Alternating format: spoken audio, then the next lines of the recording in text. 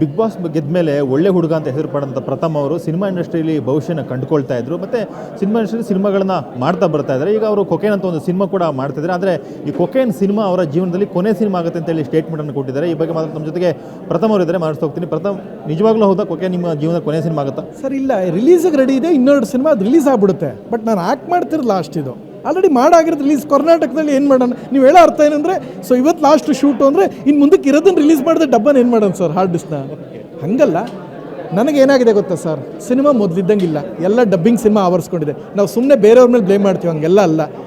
OTTಗೆ sale ಆಗಲ್ಲ, ಸ್ಯಾಟಲೈಟ್ಗಳು ಹೋಗಲ್ಲ, ಥಿಯೇಟ್ರಿಗೆ ಜನ ಬರಲ್ಲ. ಇವೆಲ್ಲ ಇಲ್ಲದೇ ಇದ್ದರೂ ಜನ ನಾವು ನೋಡಬೇಕು, ಬಲವಂತ ಮಾಡಿ ಅಂತ ಜನಕ್ಕೆ ಹೇರಬಾರ್ದು, ಜನಕ್ಕೆ ಹಿಂಸೆ ಕೊಡಬಾರ್ದು ಸರ್. ನಾವು ಸತ್ಯ ಅರ್ಥ ಮಾಡ್ಕೋಬೇಕು. ಇದು ನಮ್ಮ ಕೆಪಾಸಿಟಿ, ನಮ್ಮ ಯೋಗ್ಯತೆ ನಾವು ಯಾವತ್ತು ಅರ್ಥ ಮಾಡ್ಕೋತೀವೋ ಆಗ ಅನಾವಶ್ಯಕವಾದ ಒತ್ತಡಗಳಿರಲ್ಲ. ನನಗೆ ನನ್ನ ಇತಿಮಿತಿಗಳ ಅರಿವಾಗಿದೆ. ಇಲ್ಲೇನು ಅಂದರೆ ಈವೆಂಟ್ಸ್ಗಳು ಬೆಂಗಳೂರು ಕರೆದಾಗ ಬರಲ್ವ ಸರ್? ನಾನು ಯಾವ ಕಾರ್ಯಕ್ರಮ ಬಿಟ್ಟಿದ್ದೀನಿ, ಯಾವ ಕಾಲೇಜ್ ಫಸ್ಟ್ ನನ್ನ ಕರೀತಾರೆ, ಯಾವ ಇನಾಗ್ರೇಷನ್ ಪ್ರಥಮ ಕೈಲಿ ಮಾಡಿಸ್ಬೇಕು ಅಂತ ಮಾಡಿಸ್ತಾರೆ. ಇರೋದ್ರಲ್ಲಿ ಸಮಾಧಾನ ಇದೆ. ಬಟ್ ಈ ಸಿನಿಮಾ ಸ್ವಲ್ಪ ಇಲ್ಲೆಲ್ಲ ನೋವು ಬಂದಿದೆ. ದೊಡ್ಡ ಫೈಟ್ ಸಿನಿಮಾ ಇದು, ಸಿಕ್ಕಾಪಟ್ಟೆ ಆ್ಯಕ್ಷನ್ಸ್ ಎಲ್ಲ ಮಾಡೋದ್ರಿಂದ ಮೈ ಕೈಯೆಲ್ಲ ನೋವು ಬಂದಿದೆ ಸ್ವಲ್ಪ. ಆಮೇಲೆ ಅವರು ಈಸ್ ಅ ನುರಿತ ಫೈಟ್ ಮಾಸ್ಟರ್ ಅಲ್ವಾ, ಅವ್ರ ಹತ್ರ ನಾವೇನು ಎಕ್ಸ್ಪೆಕ್ಟ್ ಮಾಡ್ತೀವಿ? ಸಿಕ್ಕಾಪಟ್ಟೆ ಸ್ಟಂಟ್ಸ್ ಇದೆ, ಸುಸ್ತಾಗಿದ್ದೀನಿ, ಇಟ್ಸ್ ಮೈ ಟೈಮ್, ಸ್ವಲ್ಪ ಒಂದು ರೆಸ್ಟ್ ತೊಗೊಳ್ಳೋಣ ಅಂತ. ನನಗೆ ಬ್ರೇಕ್ ಬೇಕೇ ಬೇಕು. ನನ್ನ ಕುಟುಂಬದ ಜೊತೆಗಿರೋ ಅಂಥ ಟೈಮ್ ಇದು. ಸೊ ನನ್ನ ಫ್ಯಾಮಿಲಿ ಜೊತೆಗಿರೋಂಥ, ಈಗ ನೋಡಿ ನಿಮಗೊಂದು ವಿಷಯ ಹೇಳ್ತೀನಿ, ಕೆಲವು ನಿಮಗೆ ಪ್ರಚಾರ ಅನಿಸುತ್ತಾ ಅಂದರೆ ನನ್ನೊಂದು ಸಣ್ಣ ಪ್ರಶ್ನೆ. ನಮ್ಮ ಕುಟುಂಬದಲ್ಲಿ ಒಂದಷ್ಟು ಒಳ್ಳೆ ಬೆಳವಣಿಗೆಗಳನ್ನ ಎಲ್ಲರೂ ನನ್ನ ಕ್ಯಾಮ್ರಾ ಮುಂದೆ ಹೇಳಿದ್ನ, ಬೇರೆಯವ್ರಾದ್ರೆ ಅದನ್ನು ತಮಟೆ ಹೊಡೆದು ಅದನ್ನು ಪ್ರೆಸ್ ಮೀಟ್ ಮಾಡಿ ಎಲ್ಲ ಮಾಡ್ತಾರೆ. ನಂಗೆ ಅದ್ರ ಅಗತ್ಯ ಇಲ್ಲ ಸರ್. ಯಾರ ಮೇಲೂ ಕೆಟ್ಕೊಂಡು ಬೀಳಬಾರ್ದು. ಆರಾಮಾಗಿದ್ದೀನಿ, ಚೆನ್ನಾಗಿದ್ದೀನಿ, ಬಿಡಿ. ಇನ್ನೆಷ್ಟು ಜನಕ್ಕೆ ಒಳ್ಳೇದಾಗಲಿ. ನನಗಿಂತ ಪ್ರತಿಭಾವಂತರು ಇದ್ದಾರೆ, ಅವರೆಲ್ಲ ಬರಲಿ.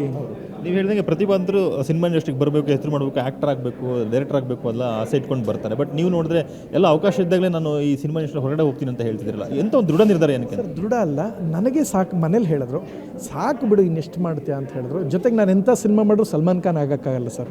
ನಾನು ಎಂಥ ಬಿಸ್ನೆಸ್ ಮಾಡಿದ್ರು ಅಂಬಾನಿ ಆಗೋಕ್ಕಾಗಲ್ಲ ಸರ್. ಈ ಸ್ಟ್ರೆಸ್ ಯಾಕೆ ತೊಗೊಳ್ಳಿ? ನಂಗೆ ಇಲ್ಲಿ ನೋವು ಬರ್ತಾಯಿದೆ ಸರ್, ತಲೆ ಮೈಗ್ರೀನ್. ಡಾಕ್ಟ್ರು ಕನ್ನಡಕ ಹಾಕೋತೀರಾ ಅಂದರು, ಇಲ್ಲ ಅಂದೆ. ಸೊ ನಂಗೆ 93 ವರ್ಷ ಬದುಕಬೇಕು ಅಂತ ಆಸೆ ಸರ್. ಆರಾಮಾಗಿ ಸ್ಟ್ರೆಸ್ಸು ಪ್ರೆಷರ್ ಯಾವುದೂ ಇಲ್ಲದೆ ಶೂಟಿಗೆ ಕರೆದ್ರೆ ಬಂದ್ ಮಾಡ್ತೀನಿ. ಈಗ ಯಾವುದೋ ಈವೆಂಟಿಗೆ ಕರೀತಾರೆ ಬರ್ತೀನಿ, ನೀವು ಕರೆದ್ರೆ ಬರ್ತೀನಿ ಸರ್. ನಾನು ಯಾವುದು ಸುವರ್ಣದ ಯಾವ ಕಾರ್ಯಕ್ರಮ ಮಿಸ್ ಮಾಡಿದ್ದೀನಿ ಪ್ರತಿ ವರ್ಷ. ಬಟ್ ಸಿನಿಮಾ ಮಾತ್ರ ಮಾಡಲ್ಲ ಅಂದರೆ ತುಂಬ ಅದ್ಭುತವಾಗಿ ಬಂತು ಅಂದರೆ ನನಗೇನಿಲ್ಲ, ನನ್ನೇ ಹುಡ್ಕೊಂಬನೇ ಮಾಡ್ತೀನಿ. ಬಟ್ ಈಗ ಸದ್ಯಕ್ಕೆ ಬ್ರೇಕ್ ಸಾಕು, ಐ ಆಮ್ ಹ್ಯಾಪಿ.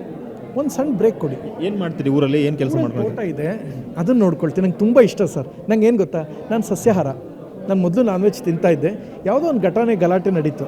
ಆ ದಿನ ನಾನು ದೇವ್ರ ಹತ್ರ ಪ್ರಾರ್ಥನೆ ಮಾಡಿದೆ, ಇನ್ಮೇಲೆ ನಾನು ನಾನ್ ವೆಜ್ ಊಟಕ್ಕೆ ಕರೆದಾಗ ಪೂಜೆಗೇನು ಬಂದಿದ್ದಕ್ಕೆ ತಾನು ಹಿಂಗಾಗಿದ್ದು, ಇನ್ನು ಲೈಫಲ್ಲಿ ನಾನು ನಾನ್ ವೆಜ್ ತಿನ್ನಲ್ಲ ಅಂತ ಡಿಸೈಡ್ ಮಾಡಿದೆ. ಅವತ್ತಿಂದ ನಾನು ನಿಲ್ಲಿಸ್ಬಿಟ್ಟೆ. ಆ ದಿನ ನಾನು ಹಠ ಮಾಡಿದೆ. ಒಂದು 1000 ನಾಟಿ ಕೋಳಿ, ಒಂದು 200 ಕುರಿ, ಒಂದು 20-30 ಹಸು ತೊಗೊಂಡು ಇಲ್ಲಿ ಈವೆಂಟ್ಗಳು ಕರೀತಾರೆ ಗೊತ್ತಾ ಬೆಂಗಳೂರಿಗೆ, ಕರೆದಾಗ ಆ ದಿನ ಬರೋದು, ಇದ್ದು ವಾಪಸ್ ಊರಿಗೆ ಹೋಗೋಣ. This is what I am thinking. ನಡೀತಾ ಇದೆ. ಆ ಪ್ರಯತ್ನದಲ್ಲಿ ಇದ್ದೀನಿ ಸರ್. ಆ್ಯಂಡ್ ಇನ್ನೊಂದೇನೆಂದರೆ ಸ್ಟ್ರೆಸ್ ಬೇಡ ಅಂತ ಅಷ್ಟೇ, ಇನ್ನೇನೂ ಇಲ್ಲ, ಬೇರೆ ಇನ್ಯಾವ ಕಾರಣವೂ ಇಲ್ಲ. ಆಮೇಲೆ ಯಾರ ಮೇಲೂ ಗೂಬೇನೂ ಕೂರಿಸೋದಲ್ಲ, ಹಂಗೂ ಮಾಡಬಾರ್ದು ಅವರಿಂದ, ಹಂಗಲ್ಲ. ಆಮೇಲೆ ಇನ್ನೊಂದೇನಾಗ್ತಾಯಿದೆ ಗೊತ್ತಾ, ಈಗ ಸಮಾಜನೂ ಅಷ್ಟು ಸ್ವಾಸ್ಥ್ಯ ಇಲ್ಲ ಸರ್. ಇಲ್ಲಿ ನೋಡಿ, ನಾವು ಯಾರ್ದೋ ಸುಮ್ಮನೆ ಒಬ್ರಿಗೆ ಅಟ್ಲೀಸ್ಟ್ ಒಂದು ವಿಶ್ ಮಾಡ್ತೀವಿ, ಒಬ್ಬ ಪೊಲಿಟಿಷಿಯನ್ಗೆ ವಿಶ್ ಮಾಡ್ತೀವಿ ಅಂದರೆ ಇವ್ನು ಕೋಮುವಾದಿ ಅಂತ ಹೇಳ್ತಾನೆ. ನನ್ನ ದೇಶದ ಪ್ರಧಾನಿ ಈಗ ಅಂದರೆ ಯಾರು ಆಗಲಿ, ನಮ್ಮ ದೇಶದ ಪ್ರಧಾನಿಗೆ ಸುಮ್ಮನೆ ಒಂದು ಮಾತು ನಾನು ತುಂಬ ಬೈತಾ ಇದ್ದಲ್ಲಪ್ಪ ಅಂದರೆ ನೀವೊಬ್ಬ ಕೋಮುವಾದಿ ಅಂತ ಹಾಕ್ತಾರೆ.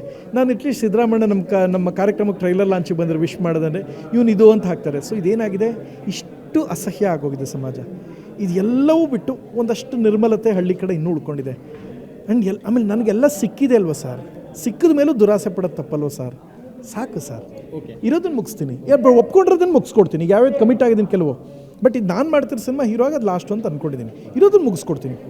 ಕೊನೆಯದಾಗ ಒಂದು ಪ್ರಶ್ನೆ, ಈಗಿನ ಟ್ರೆಂಡ್ ನೀವು ಹೇಳ್ತಾ ಇದ್ರಿ, ಈಗಿನ ಹೇಗೆ ಜನ ಬದಲಾಗಿದ್ದಾರೆ, ಹೇಗೆ ಕೋಮುವಾದವನ್ನು ತಂದು ಹೇಳ್ತಿದ್ರು ಅಂತೇಳಿ, ಈಗಿನ ಒಂದು ಜೆನ್ಜಿ ಜನ್ರೇಷನ್ ಬಗ್ಗೆ ಏನು ಹೇಳ್ತಾರೆ ಪ್ರಥಮ್ ಅವರು? ನೋಡ್ತಾ ಇದ್ದೀರಾ ಅಂತ ಅನ್ಕೋತೀನಿ ಸರ್. ತುಂಬ ಆಳವಾದ ಪೇಷನ್ಸ್ ಬೇಕು ಸರ್. ಇವ್ರಿಗೆ ಕಷ್ಟ, ಈ ಜನ್ರೇಷನ್ನವ್ರಿಗೆ. ನಿಮ್ಗೆ ಏನಾಗುತ್ತೆ ಗೊತ್ತಾ, ಸಡನ್ ಸಕ್ಸಸ್ ಯಾವುದನ್ನು ಸ್ವೀಕರಿಸೋ ಮನಸ್ಥಿತಿ ಇಲ್ಲ. ಬದಲಾಗಿದೆ ಜನ್ರೇಷನ್. ಮೊದಲಿದ್ದಲ್ಲಿ ಒಂದು ತಾಳ್ಮೆ ಇರ್ತಿತ್ತು. ಅದು ಜೊತೆಗೆ ಏನು ಅಂದರೆ ಒಂದು ಹೋರಾಟಕ್ಕೆ ಅರ್ಥ ಇರ್ತಿತ್ತು. ಒಂದು ಕರೆ ಕೊಟ್ಟರು ಸುಭಾಷ್ ಚಂದ್ರ ಬೋಸ್ ಅಂದರೆ 1000 ಜನ ಪ್ರಾಣ ಕೊಡ್ತೀವಿ, ರಕ್ತ ಕೊಡ್ತೀವಿ ಅಂತ ಬರ್ತೀವಿ. ಈಗ ಹಂಗಿಲ್ಲ. ಇದೇನಾಗ್ತಾಯಿದೆ, ಹೋರಾಟ ರೂಪಗಳು ಬದಲಾಗ್ತಾಯಿದೆ ಮಾಡಿ. ಆ್ಯಂಡ್ ಇನ್ನೊಂದೇನು, ಎಷ್ಟೋ ಜನ ಹೇಳ್ತಾರೆ ಪ್ರತಿಭಟನೆಗಳು. ನಾನು ಪ್ರತಿಭಟನೆಗಳ ವಿರೋಧ ಅಲ್ಲ ಸರ್, ಸಮಾಜ ಡೆಮೋಕ್ರಸಿಯಲ್ಲಿ ಅದಿದೆ. ಬಟ್ ಡೆಮೋಕ್ರಸಿ ಹೆಸರಲ್ಲಿ ಯಾರ ತಾಯಿನೂ ಬೈಬಾರದಲ್ಲ ಸರ್. ನನ್ನ 140 ಕೋಟಿ ಜನರ ಪ್ರತಿನಿಧಿ ಸರ್ ನನ್ನ ಪ್ರಧಾನಿ ಆಗಿದೆ ಅಂದರೆ ಸರ್ ನೇರವಾಗಿ ಹೇಳ್ತೀನಿ, ಈತ ನನ್ನ ಪ್ರಧಾನಿ ಅಂದರೆ ಅವನಿಗೂ ನಾನು ಗೌರವ ಕೊಡ್ತೀನಿ ಸರ್. ಆದರೆ ನನ್ನ ಪ್ರಧಾನಿನ ಯಾರೂ ಬೈಬಾರ್ದಲ್ಲ ಸರ್. ಅವ್ರ ತಾಯಿ ಏನಕ್ಕೆ ಸರ್ ಬೈಬೇಕು? ಇವೆಲ್ಲ ನೋಡಿದಾಗ ಅಯ್ಯೋ ಸರ್, ಆ ತಾಯಿಗೆ ಏನು ಅಂದ್ರೇ ಗೊತ್ತಿಲ್ಲ. ಸತ್ತೋಗ್ಬಿಟ್ಟಿದ್ದಾರೆ ಪಾಪ ಮೋದಿಯವ್ರ ತಾಯಿ. ಅವ್ರ ತಾಯಿನೇ ಬೈತಾರೆ ಅಂದರೆ ನಮ್ಮನ್ನು ಬಿಡ್ತಾರೆ ಸರ್. ಅದಕ್ಕೆ ಬಿಟ್ಬಿಡೋಣ ಸಿನಿಮಾ ಅಂತ ಅಷ್ಟೇ. ಸರ್ ಏನು ಒಂದು ಕೆಲಸ ಮಾಡೋಣ ಸರ್, ವೈಯಕ್ತಿಕವಾಗಿ ಅವ್ರ ತಾಯಿ ಏನು ಮಾಡೋದು ನಂಗೆ ಇವತ್ತಿಗೂ ಅರ್ಥ ಆಗಿಲ್ಲ. ಸೊ ಇವೆಲ್ಲ ನೋಡಿದಾಗ ಈಗ ಏನಾಗಿದೆ ಅಂದರೆ ಬೇರೆಯವರು ಕಲಾವಿದರು ಎದುರೆ ಅವ್ರ ಹೆಂಡ್ತಿ ಬೈದು ಅವ್ರ ತಾಯಿನ ಬೈದು ಇದು ಈ ಮಟ್ಟಕ್ಕೆ ಹೊರಟೋಗಿದೆ. ಸೊ ಹಿಂಗಿದ್ದಾಗ ಚೆನ್ನಾಗಿದ್ದಾಗಲೇ ಬಿಟ್ಬಿಡ್ಬೇಕು ಸರ್. Thank you. ಇದಿಷ್ಟು ಒಳ್ಳೆ ಹುಡುಗ ಪ್ರಥಮರ ಮಾತುಗಳು. ಕ್ಯಾಂಪರ್ಸನ್ನು ವಿನೋದ್ ಜೊತೆಗೆ ವಿಜಯ್ ಪಟ್ಟದಾರ, ಯಶವಂತ ನ್ಯೂಸ್, ಬೆಂಗಳೂರು.